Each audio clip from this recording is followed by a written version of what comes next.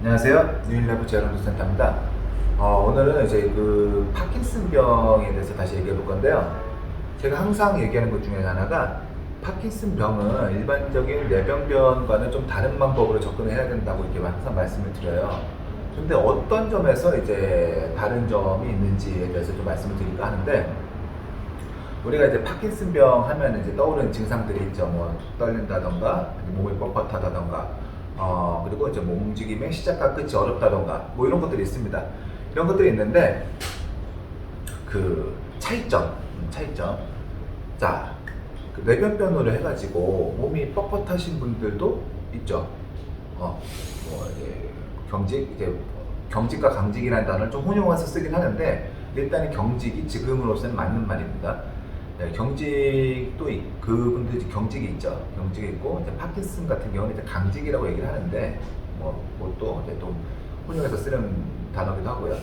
자, 똑같이 뻣뻣한데 어떠한 차이가 있냐면, 뇌병변 환자분들 가지고 있는 경직은 일단은 제일 큰 특징이 속도에 민감하다는 거예요. 자, 그분들은 이렇게 예를 들어서 주먹을 쥐고 있어요. 이렇게 해가지고 천천히 피면은, 그러니까 천천히 남이 수동적으로 천천히 펴주면은 좀 잘 펴집니다. 그리고 이렇게 좀 잘 만져주면은 좀 많이 떨어져요. 그것처럼 조절이 가능한 부분도 있고, 그리고 이제 속도에 따라서 빨리 하면은 좀 세지고, 약하게 하면 좀 잘 풀리고, 이런 것도 있고요. 또 이제 코어가 좀 안정화가 되면은 좀 경직도 좀 많이 떨어지는 편입니다. 이런 식으로 조절이 가능해요. 그런데 이제 파킨슨 환자분들 가지고 있는 강직은 일단은 범위가 없어요. 그 경직은 이게 범위, 여기서 이제 딱 이러고 있으신 분도 처음에 천천히 하면 쑥 내려가는 게 있습니다. 그런데 파킨슨 환자분들 갖고 있는 강직은 첫 범위부터 끝 범위까지 계속 뻣뻣해요. 계속 뻣뻣하고 속도와 상관이 없어요. 그것처럼 같은 뻣뻣함을 가지고 있지만은 양상이 다르죠. 양상이 다르니까 당연히 이것을 접근하는 방법 자체가 달라야 되는 거예요. 자, 물론 이제 파킨슨 병도 이제 뇌병변을 좀 동반하는 경우가 많아요. 그 파킨슨 병이랑 뇌병변, 그러니까 뇌졸중이나 뇌출혈이 같이 오는 경우도 상당히 많습니다. 그래서 한쪽이 마비가 되어 있으면서도 파킨슨을 가지고 계신 분들도 있는데, 저는 이제 그런 얘기를 하는 건 아니고, 이제 파킨슨 병은 파킨슨 병 순수하게 좀 그런 상황에서 이제 말씀을 드리는 거예요.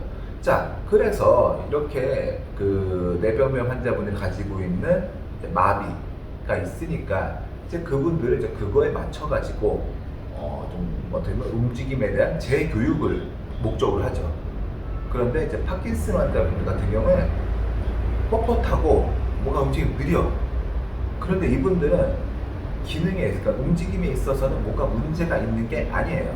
문제가 있는 게 아니고, 좀 움직임이 작아지고 뻣뻣하다 보니까는 좀 이렇게 움직이는 것에 대해서 좀 어려워하는 것이 좀 있어서 그렇지, 몇 가지 요령만 잘 잡아주게 되면은 다시 바로 그 일상생활 하는데 크게 문제가 없는 경우도 꽤 많습니다. 물론 이제 중증으로 넘어가 있는 경우는 조금 뭐 다른 또 방법이 있겠지만은, 초기 같은 경우에는 몇 가지 요령과 몇 가지 동작에 대한 그런 그 조금 수정 이런 게 좀 있으면은 금방 다시 좋아지는 편입니다.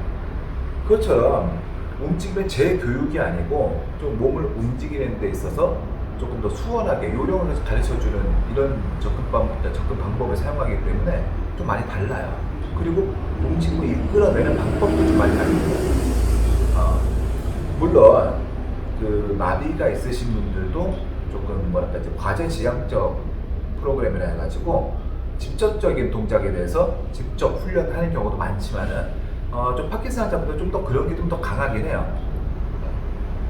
동작을 연습시킨다기보다는 어떤 일상생활을 그러니까 동작을 연습시킨다기보다는 어떤 일상생활을 직접적으로 하는 경우가 더 많습니다. 그런 식으로 좀 접근하는 경우가 더 많아요. 이런 얘기 하는 이유가,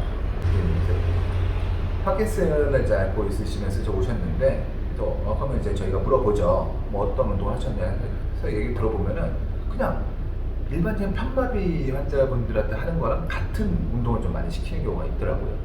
완전히 그러니까 이분은 그쪽 계열이 아닌데도 불구하고 그런 식으로 운동시켰으니까 분명히 어떻게 보면 결과는 같을 수가 있지만 그 과정에 있어서 효율성이 굉장히 떨어진다는 거죠.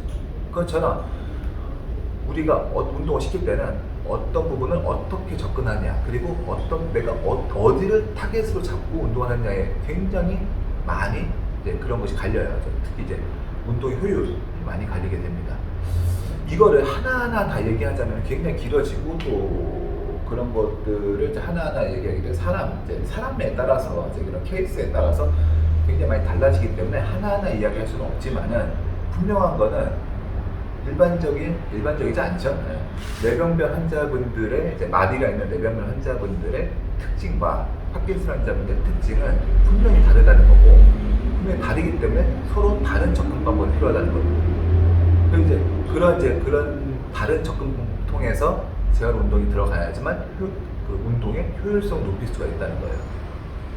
이런 거를 좀 생각을 해가지고 좀 이런 거에 대해서는 차근차근 좀 더 얘기할 수 있는 시간이 있겠지만은 이런 걸 항상 생각을 해가지고 운동을 하셔야지만 이제 더 좋은 효과를 낼 수가 있습니다. 오늘은 이렇게 그 뇌병변 환자분들과 파킨슨 환자분들 어떤 식으로 다르고 운동을 어떤 식으로 접근해야 되는지에 대해서 좀 말씀을 드려보려고 한번 켰고요. 그냥 마구잡이를 하는 건 아니에요. 분명히 마구잡이 하는 건 아니고, 뭐 어떻게 보면 어떤 운동을 하든지 좋아질 수가 있어요. 어떤 운동을 하든 좋아질 수 있는데, 제가 항상 말씀을 드리는 건 그런 거죠. 좀 더 운동을 효율적이게 하자, 이런 의미로 이렇게 말씀을 드려봤습니다. 오늘도 봐주셔서 감사합니다.